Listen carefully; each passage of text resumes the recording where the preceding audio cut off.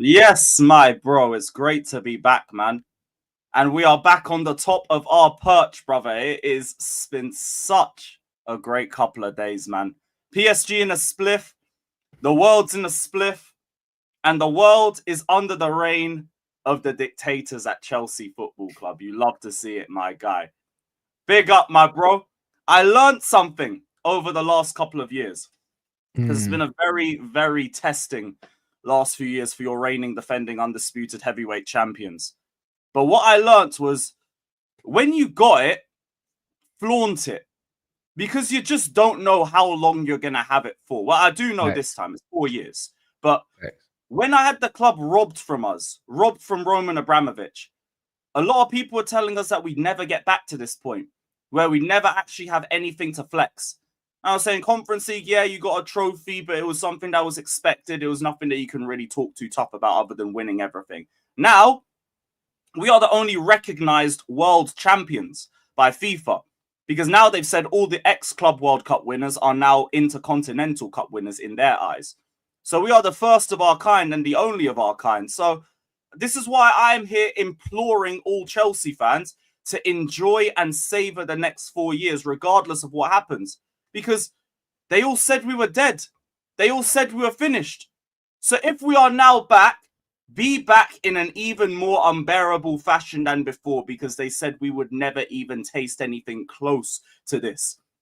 Anyone that's collateral, that's your own fault. But now I've learned to be an even bigger asshole when given the opportunity to do so. So now I would be a fool to not take advantage of it. Rants, you'd understand it too. If Manchester United ever get back to where they were back in the good old days under Sir Alex Ferguson, I expect you to be an even bigger demon than I am right now. Agreed. Agreed. It is what it is. We just got to charge it to the game, innit? It is what it is, man. But here's the first week of our reign over this world.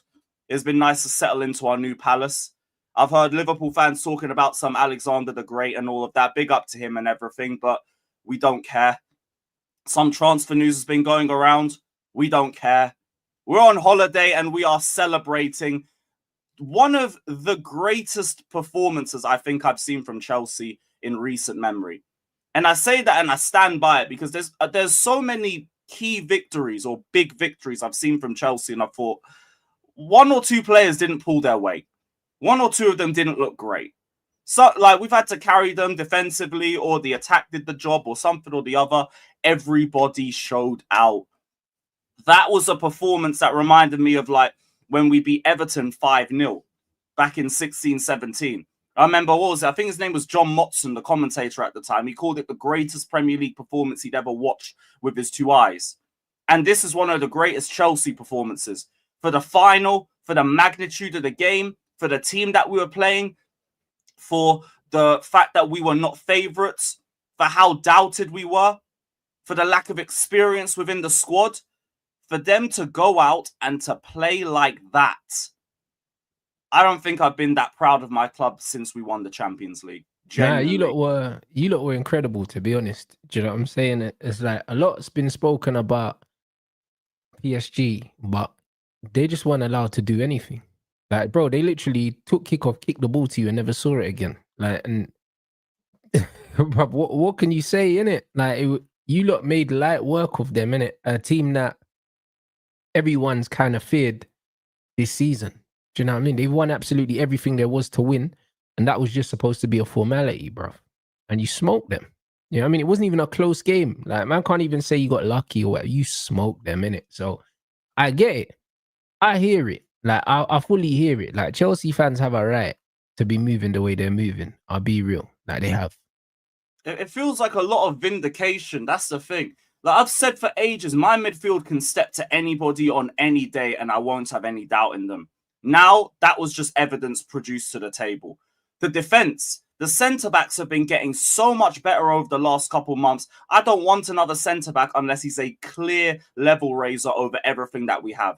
I don't need another potential one. These players have just been developing and getting an understanding of each other, and they just look so much better than they were 6 months ago. 6 months ago, I couldn't tell the difference between any of them. Now it's just the level is just going up and up and up. Robert Sanchez, you have introduced me to a standard that you must maintain if you're going to be my number one next season. And don't get it twisted, I still want a goalkeeper. That was an amazing game. That was a good tournament from him. Sorry, I need more than just that. But that is what I need to see more. If you are my number one next season and you're playing like that every week, you're distributing like that every week, cool. We aren't going to fall out. We aren't going to have any beef. If anything, you might make a fan out of me. But that is the game I need. I saw Malo Gusto drop the best performance under Enzo Maresca against Kvaratskhelia. I never ever expected that. I thought like he's going to need all the help around the world from Reece James and from Trevor Chalobah. Nah, he did it himself. And he managed to bully Nuno Mendes on the attack as well. Cole Palmer. Big game players just turn up in big moments. And I might have been saying that he's not been great over the last couple of months, and I hear it. I've been saying the same thing as well. But form is temporary and class is permanent when it comes to him. Enzo Maresca. Do you remember when I said about possession-based styles and it takes about a year for the team to start getting a proper understanding of the philosophy? Luis Enrique was the example. Pep Guardiola was the example. Maurizio Sarri was the example. There people were telling me, how dare you put Maresca's name next to the likes of Luis Enrique? No analytical discussion of what I said. Just how dare you put their names together? I think we can do it now. Because now he's shown a lot in a short space of time. I have to give him credit. Do you know what I mean? And you know what it is? Like, remember, guys, before all this manager stuff, before United got Amorim, before Chelsea got their manager, I told you, man, about Italian managers, bro. I did tell you. And it's mad, isn't it? Because there's something about Italian managers, bro. It's like you don't really see super attacking Italian managers, but one thing about them is they'll just do anything to fucking win, bro. Like, they just don't care, innit? And the one thing that's impressed me a lot about Maresca is the fact that he's tried so many different things. My biggest criticism of Amorim is he ain't tried enough things. Do you know what I'm saying? Like, he tried Rashford up front for one game, didn't like it, changed it, and then fucking Rasmus Højlund for the rest of the season. Kobe once, and then that's it. It's fucking dead, bro. Do you know what I'm saying? It's so dead. I've seen Enzo Maresca try a million different things, yeah, until he's found something that's worked. I've seen Cole in the 10 on the right, on the left. I've seen Neto on the right and the left. Do you know what I mean? I've seen Jackson up front. I've seen Nkunku up front. I've seen Nkunku on the left. I've seen all of these things. Do you know what I'm saying? I've seen a few with James in the midfield. But that's what I'm trying. Bro, I've seen a million different things from this Chelsea team. I've seen underlapping fullbacks. I've seen overlapping fullbacks. You know what I mean? I've seen centre-back stepping into midfield. All these things. And in that time, I've seen the same shit from Ruben Amorim week in, week out, bro.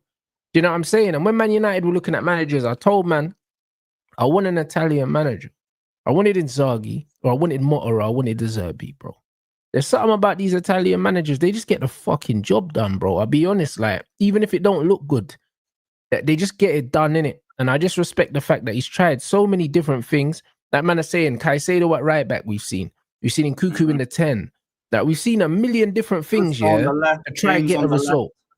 Yeah, we've seen so many different things, bro. And like, it's testament to him, bro. They'll tell you that Maresca has no flexibility in the same breath. And it's like, I just don't get, like, people, I'll sit there when I'm doing my watch-alongs and I'll look at the lineup and then I'm just guessing what formation we're going to play.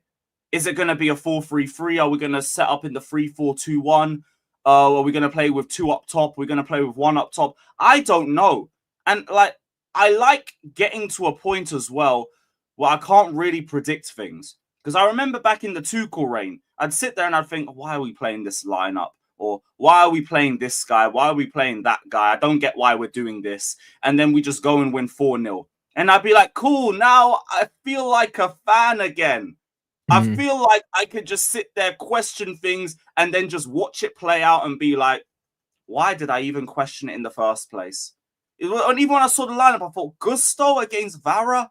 Really? We're doing James in the midfield again? You couldn't have put Santos there? 3-0 at halftime. Could have been 5. All right. Play James in the midfield again if you want. See if I give a damn. Go play Gusto. Do what you want, innit?